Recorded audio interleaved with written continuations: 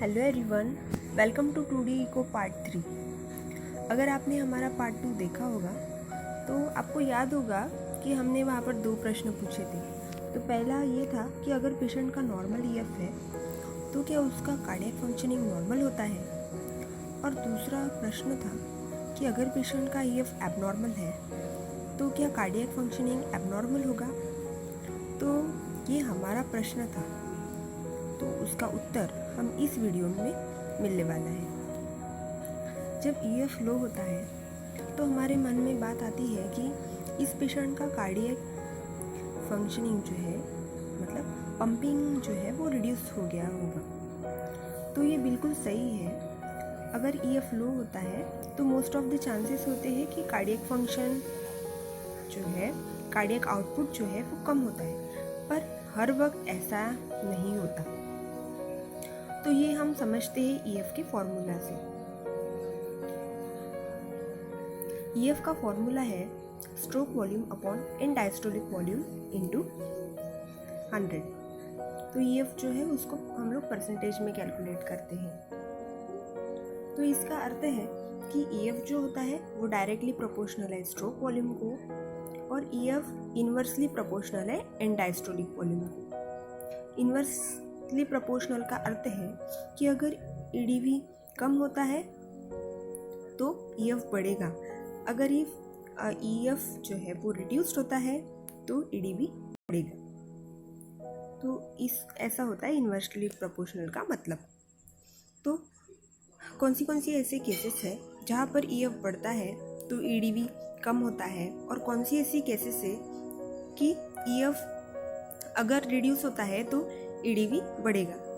तो ऐसे कौन से कंडीशन है जहाँ पर ईएफ कम होता है या फिर बढ़ता है, तो देखते हैं। तो उसको देखने से पहले हम ये जानना ज़रूरी है कि EDV, and diastolic volume and and stroke volume की नॉर्मल रेंज क्या होती है।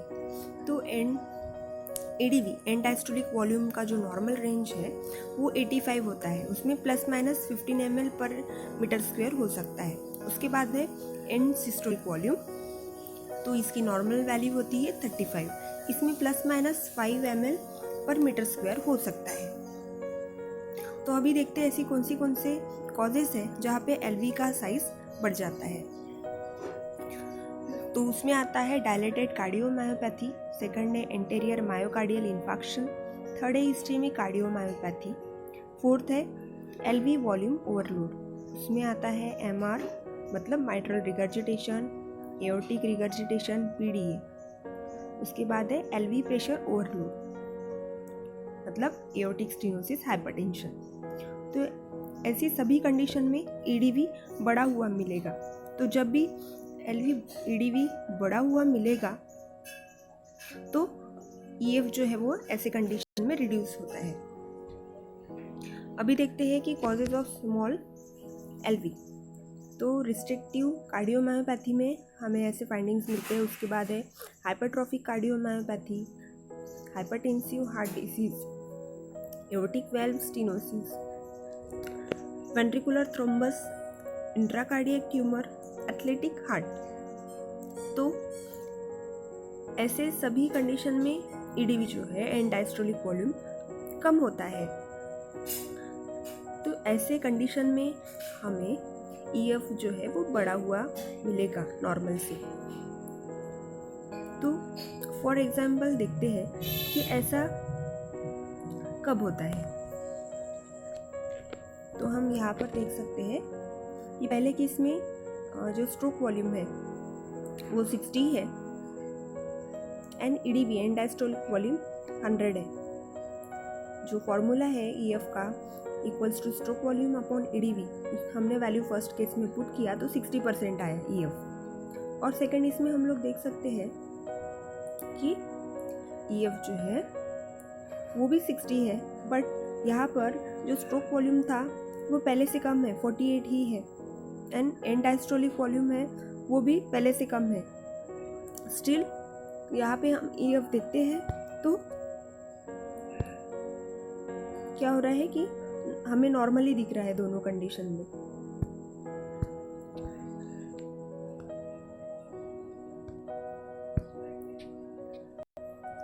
तो यहाँ पर कैसे है कि दोनों कंडीशन में हमें EF तो नॉर्मल दिख रहा है, बट इंटरनली बहुत सारी गड़बड़ें हैं कि स्ट्रोक वॉल्यूम भी कम है, साथ ही EDV है वो भी कम है। तो इसीलिए हमें केवल EF को देखकर नहीं डिसाइड करना चाहिए कि वेदर कार्डियक पंपिंग प्रॉपर है या नहीं है। इसलिए हमेशा इको के रिपोर्ट में हमें स्ट्रोक वॉल्यूम उसके साथ EDV देखना बहुत इंपॉर्टेंट है। अभी नेक्स्ट एग्जांपल में देखते हैं कि हार्ट रेट जो है वो 70 है, स्ट्रोक वॉल्यूम 60 है। तो जब हम ये फॉर्मूला में वैल्यू पुट करेंगे तो कितना कार्डियक आउटपुट हो रहा है, तो अप्रॉक्सीमेटली हम बोल सकते हैं कि 4000 ml है। सेकंड कंडीशन में भी सेम ही अप्रॉक्सीमेटली 4000 ही ब्लड ml दिख रहा है, बट यहाँ पे हम लोग देख सकते हैं कि कार्डियक स्ट्रोक वॉल्यूम जो है वो कम है और उसको कंपनसेट करने के लिए हार्ट ज़्यादा पंप कर रहा है। यहाँ पे 88 हार्ट रेट है। तो जब भी कार्डियक आउटपुट कम होता है और उसको सबको सप्लाई करना होता है तो हमारा हार्ट जो है वो ज़्यादा पंप करने लगता है सो दैट सबको ब्लड सप्लाई हो सके। बट ये बहुत ज़्यादा क्रॉनिक तक चला, बहुत दिन तक चला, तो एक लेवल पे जो है वो हार्ट कंपनसेट नहीं कर पाता और ऐसे कंडीशन में जो हार्ट है वो हार्ट फेलियर के स्टेज में जाता है। तो इसीलिए हमें स्ट्रोक वॉल्यूम देखना बहुत इम्पॉर्टेंट है सो दैट हमें उसका अंदाज़ आएगा कि कार्डियक वॉल्यूम मतलब कार्डियक आउटपुट कैसा है।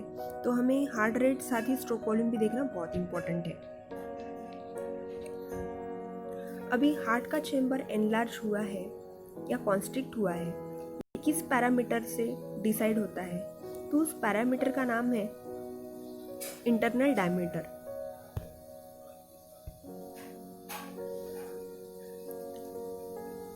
हम क्या करते हैं कि अभी यहाँ पर हो गया, आगे देखते हैं।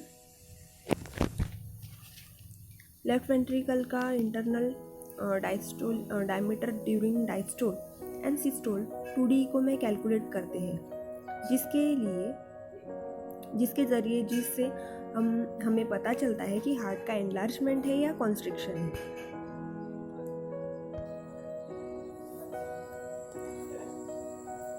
तो डायमीटर का नॉर्मल रेंज क्या है देखते हैं।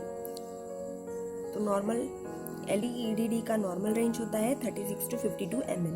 उसके बाद LV-ESD का नॉर्मल रेंज होता है 24 to 42 mm। अगर पैरामीटर कम ज़्यादा होते हैं तो उस पर से हमें समझेगा कि वेंट्रिकल एनलार्ज है या कॉन्स्ट्रिक्टेड है। इस डायमीटर के पैरामीटर को लेकर एक टर्म डिफाइन हुआ है, परसेंटेज की फॉर्म में होता है, जिसको हम FS कहते हैं, मतलब फ्रैक्शनल शॉर्टनिंग। मतलब डेफिनेशन, उसका डेफिनेशन ऐसा है, percentage change in LV internal dimension between the systole and diastole is called as fractional shortening. इसका फॉर्मूला बिल्कुल सिमिलर टू EF होता है, सिर्फ वहाँ पर हम लोग वॉल्यूम कैलकुलेट करते हैं, यहाँ पर हम लोग डायमीटर देखते हैं। तो FS equals to LV-EDD minus LV-ESD upon LV-EDD into 100। Normal range of fractional shortening होता है 30 to 45%।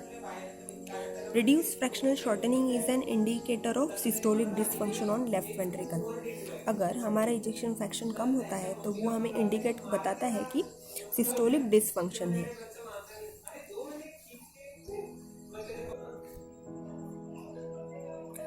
तो इसीलिए जब भी हम लोग कार्डियक का हमें फंक्शन देखना है, कार्डियक का असेसमेंट करना है, कार्डियक की हार्ट का पंपिंग कैपेसिटी कैसा है ये देखना है, कार्डियक आउटपुट देखना है, तो हमें केवल EF देख के ही नहीं चलेगा, साथ ही हमें बाकी भी टर्म्स देखना बहुत इंपॉर्टेंट है, जैसे कि EF है, EDV, ESV है, स्ट्रोक वॉल्यूम है, कार्डियक आउटपुट है, LV-IDD है, LV-IDDS है, FS है, ये सब देखना बहुत इंपॉर्टेंट है।